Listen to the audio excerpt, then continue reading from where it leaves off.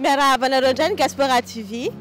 Ho avy ity ny androny atokana ho an'ny mpifankatia natao hoe Saint-Valentin ka nanomana fandaharana manokana izahay eto amin'ny Gaspora TV ho anareo rehetra ka rahatra amin'ny farany.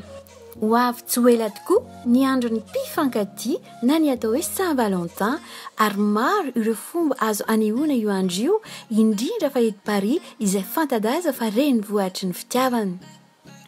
Fa iza marina moa ny atao hoe Saint-Valentin, Valentin de Terny fantadaza amin'ny anarana hoe Saint-Valentin dia manana martyra iray izay niaina tamin'ny fahatelo taonjato tamin'ny andron'ny fanjakan'ny Claude II le Gothique. Ny mpanjaka Claude II le Gothique dia nandrara ny fanambadiana mba hisakanana ireo lehilahy tsy hanambady mba ahafahan'izy ireo mandeha miady ho azy sy ny fanjakany. Valentin de Terny kosa nefa dia tsy nanaraka izany didina avoakan'ny mpanjaka izany ka nanamasina fanambadiana antsokosoko ka noho ny efa tratra dia nientina ho gadraina. Noho ny tany ampigadrana kosa nefa dia nahita an'i Julia izy izay tovovavy iray jamba ka nefa dia lasa raiki-pity izy roa ka anika indray andro hono nahiratra tamika ny mason'i Julia ka lasa tsy jamba intsony. Ary nalaza be fa hoe noho ny fitiavan'ny Valentin azy no nahatonga azy nahiratra.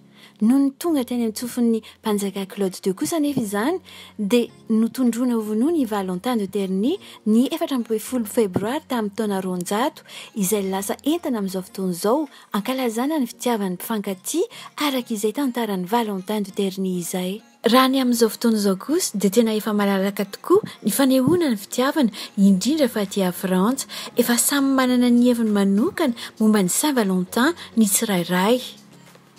Efa firy taona ny rano nareo zay? En fait efa tokony efa amatona fa bon nisy olana kely de temps à autre fa efa ela en fait officiellement 5 mois pas 4 mois 5 mois mais fa tokony efa ela ihany normalement fa nisy olana teknika kely Saint-Valentin zany fahitako azy aloha raha manokana dia fetin'ny mpifankatia du coup fotoana irahana amin'ny olona tiana de fanomezana koa. C'est comme ici, là on voit que de l'amour, des chansons. C'est ce qu'on se disait tout à l'heure en fait, c'est que là on voit les gens qui s'unissent autour d'un truc commun, c'est la musique. Et tout le monde s'aime là, c'est ça qui est bien ici en fait, c'est magique quoi. Donc évidemment on y croit. Ouais, c'est ça. Ouais. Et qu'est-ce que vous avez prévu pour la Saint-Valentin, à l'occasion de Saint-Valentin? Eh bien c'était une surprise mais je vais être obligé de le dire. Donc on va partir une semaine en Écosse. Oh my god. C'est vrai? Ah oui. C'est vrai? Ny fanaovana na ny fanolorana fanomezana ho an'ny olontiana no tena manamarika ny andro Saint-Valentin amin'izao fotoana izao. Misy fanomezana efa hafakely ihany koa izay tena efa miavaka amin'ny mahazatra sy ny firavaka na ny poketra na ny kiraro na ny montre ihany no azo atao tolotra fa ao ihany koa itony kilalao natokana ho an'ny mpifankatia itony toy ny fitafy vita avy amin'ny vatomamy sy ireo kilalao maro samihafa tsy voatahisa.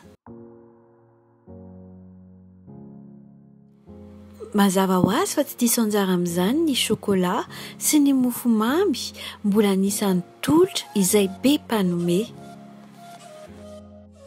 Eo ihany koa ny voninkazo izay tolotra anisan'ny tena hafakely ary anisan'ny tolotra izay tena ankafizin'ireo vehivavy indrindra ny rose satria avy amin'ny lokony no hamantara ny toe-pitiavan'ny olona iray izay manolotra ilay voninkazo. Noho izany mila fahafantarana ireo famantarana ny symbole-ny karazana rose. Ny rose mena amin'ny doetra ohatra dia entim-pamantarana fitiavana miredareda.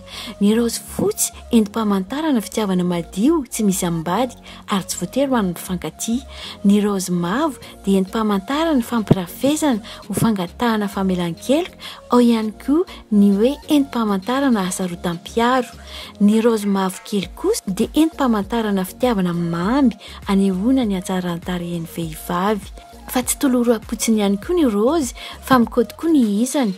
Rose iray fanehoana coup de foudre, rose roa fangatahana famelan-keloka, rose 12 entim-pisaorana, rose 9 entina fangatahana ho fofombady. Noho izany tsy vomafomba ihany ny Saint-Valentin fa efa tena tafiditra amin'ny fahazaran'ny fiainan'ny olona na dia mbola tsy tafiditra ao anatin'ny fahazarana ny fanolorana fanomezana dia aleon'ireo mpifankatia koa ny mifanasa hiara-sakafo.